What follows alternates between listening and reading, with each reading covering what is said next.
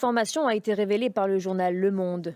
Après avoir rejeté jusqu'ici toute idée de départ, la France reconnaît discuter avec le Niger au sujet du retrait d'une partie de ses effectifs.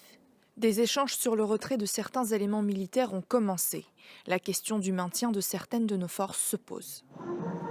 Selon une source française proche du dossier, la question se pose car depuis le coup d'État du 26 juillet dernier, la coopération antiterroriste est interrompue.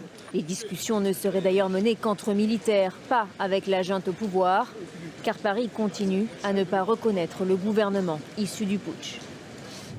Au total, quelques 1500 soldats français sont déployés au Niger dans le cadre de la lutte antiterroriste sur 3 bases.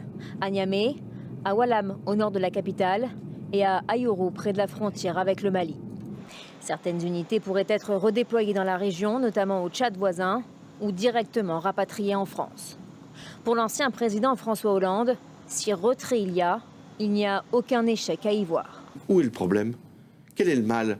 Le fait de se retirer ne pose aucune difficulté de principe, ni aucune remise en cause d'une influence quelconque.